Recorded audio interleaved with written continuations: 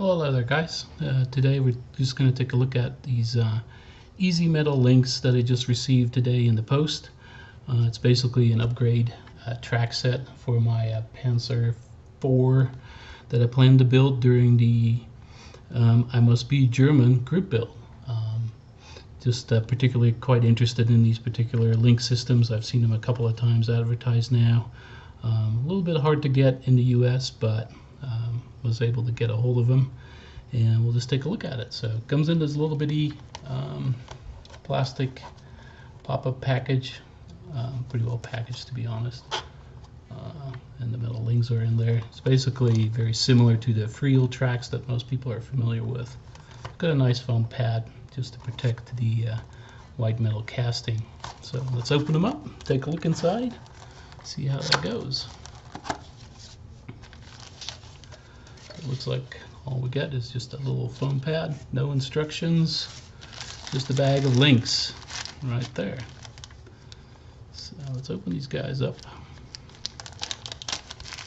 Can't be too complex. So here's all the little bitty links. Let's take a look at these guys and get you some close-ups here. Come on. There we go. Here's the guide horn and the top part. Here's the bottom track part, pad, if you will. And I will shoot some extra still shots as well and get you some really good close-ups so we can take a look at the casting. But so far it looks pretty nice. Instead of using the pins like Friel tracks use and various other manufacturers, these guys come with these little bitty guide horns, almost like fold-on tabs right here. There's two of them, fairly small, not too much to it. Let's see how easy these guys are to assemble. Let's make sure we're in focus there. So looks like all we have to do is just lay one on top of the other. There she goes. And then all we do is just fold these little tabs one at a time across it. And hopefully we get some movement right there. And we got two tracks put together. Pretty nice actually. Not too shabby. Pretty easy. Just a little tool that I have in my toolbox. It's basically a chip lifter is what they're called.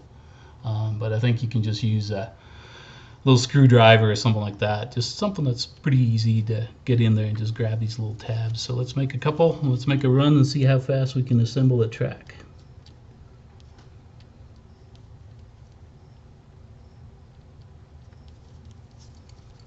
And I'm sure when you get the hang of it and get kind of in a rhythm, can't be too complex to do these things.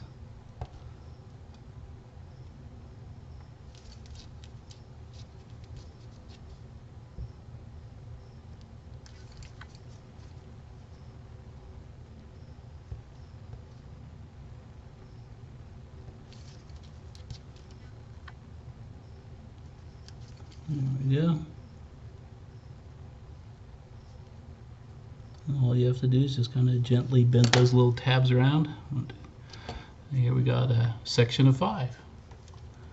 And let's see if we can get some focus here. Come on. There we go.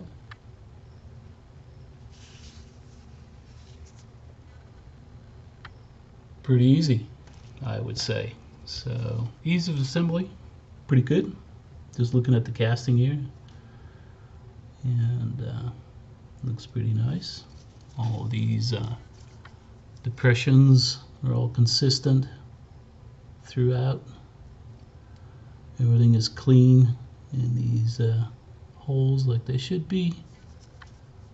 Other side, don't see any mold flaws anywhere.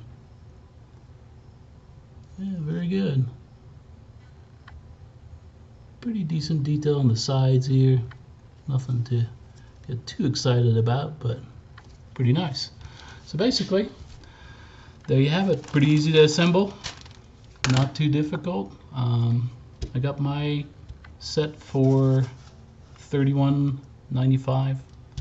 Not the cheapest links on the market, but quite nice comparatively to Friel tracks. Actually a little bit cheaper. And basically, let's do a little comparison with the tracks that they replace from what's in the box. These are the Magic tracks that most folks are familiar with. Come in left and the right hand side, just a slightly different color in the gray, just to keep the handed tracks in mind. So let's take a look at these plastic out of the box tracks that come with the Dragon kit. And basically, these guys are pushed together just like this. Here's what the trick is. Let's see if we can get back on screen right there. As you can see, they won't stay really together. Granted, that's not what they're designed for. You would have to spot glue these with something like Tamiya, liquid cement, thin kind. Probably the best way to do this is use a little double-sided tape on your desk, lay it on there, make sure that the tracks are all straight and aligned, and then just touch it and you're ready to go. And we just lay these guys right next to it in the same orientation, just like that. Kind of get a comparison of those guys. And just one of the things, the reasons why I looked at these easy links was not just simply how easy it is to actually assemble this, which by its name is actually doing the trick, but if you look closely, and I'll shoot some close-ups and still shots, but in here there's a couple of pin marks that are not too difficult to get rid of, but a lot of extra work that I think not really interested in. Interestingly enough, one of the things to take a look at this particular, and I'm not quite familiar with Panzer 3 and 4 tracks, there's tons and tons of variations, but these have the open guide horn right here, and the one that I have, which are Panzer 3, Panzer 4, and its variants, Type A, have a actual closed guide horn right here. So there's a little bit of difference, but I'm pretty sure some of the German Panzer specialists will tell me that it has to do with this Type A versus a Type B, I suspect. So, but anyway, there's my review of these easy links. I think they're quite good, pretty easy to assemble. I'm looking forward to getting them all done and get rolling on my German, I must be German group build. Thanks for watching. Thought I'd come back and do a quick little update. I've been working on the tracks for about 20 minutes or so, and as you can see, not a complete track yet for one side, but quite a ways along. It was quite easy to continue to assemble, not too difficult. Didn't do any adjustments to the track yet. You can see, quite flexible. It's straight on its side, quite important on the tracks. No problems there. You can see how bendable it is, flexible. No real issues there. It's beautiful, quite easy. So another question that always comes up when you're looking at aftermarket tracks is, do they fit on the kit sprockets? Quite a few manufacturers do present you with additional sprockets to their sets. This particular manufacturer, Easy Links, does not. So the trick is, does it fit the plastic sprocket? So I assembled these real quick about 5 minutes ago. Hopefully the glue is dry. And we'll lay the track on there and see if these guides actually fit the track all the way. It looks like we got quite a good fit. Yeah, almost all the way around at 180, which usually doesn't happen, but fits great. Looks like we don't have any slop. We're missing teeth in the horns. Let's take a look at that right there. So yeah, it works pretty good. Quite like it. Couldn't be happier. So there you have it, guys. Looks like they're quite nice tracks. There you go. There you have it. Thanks again.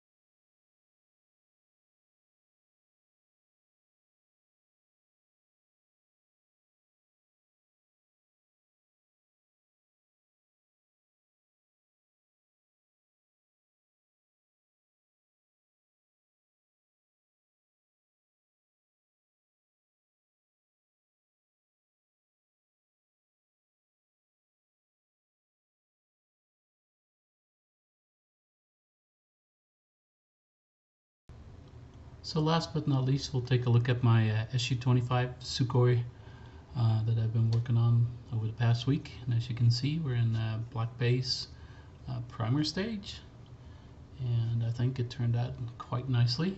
This was painted up with Mr. Color 125, one of my favorite paints to use and primer coat application, if you want to call it that.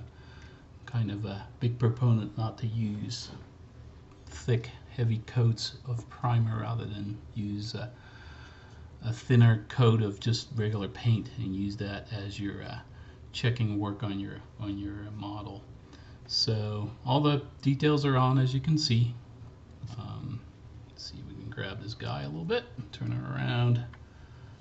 We added some little grab handles, crew access. This was missing in the trumpeter kit, right in the spine area. We got the large antenna now on there. It's going to get quite tricky to handle this model with all these very fragile antennas, but I think we're doing very good. Nice little shot of, let's see if we can turn this around for you and show the exhausts detail. Those are the Aries exhausts. Work very, very well in this kit. Painted up with metallizers, smoke exhaust, various extreme metals, and also some alkalids just to provide some depth in there. You might also be able to spot some of the very, very tiny small PE actuators right there for the trim tabs on the elevators. You might be able to see some of the detail that's still visible in the wheel wells. Right there. But everything's starting to turn out quite nice right now. Just ran into a couple of little sink marks that I just didn't catch before I started primering. As you can see, they're right there and right there. And those are filled right now with some Tamiya sprue filler glue concoction. We'll just let that harden for the next couple days, and then I'll just sand it flat, and we'll just overcoat it again with a little bit of black paint, and we're done. But I think we're getting very, very close to being able to get into that digital scheme and start figuring that out. So I'm getting quite excited on getting some real paint on this aircraft. But all in all, very, very happy. Definitely not one of the easiest kits to work on. The large spine on the top join is very difficult, if at best, and then there's two very large joins right there that you got to blend in, rescribe, do a little riveting, but some patience, you'll get there. let's get this out of the way just the hair. And then we did some extra detailing on the tanks. Some of you, if you're familiar with the kit, you'll recognize the fact that these tanks are actually much smaller than the tanks that are included in the kit. Those are 1200 liter ferry tanks, and these are 800 liter combat mission capable tanks. So they were cut down. Basically it's missing a section here and it's missing a section right here. And then we also did some weld detailing. Hopefully you can see that right there, with using some Archer resin transfers, and I think they really turned out quite nice. I'm super happy about that. Just gives a little extra touch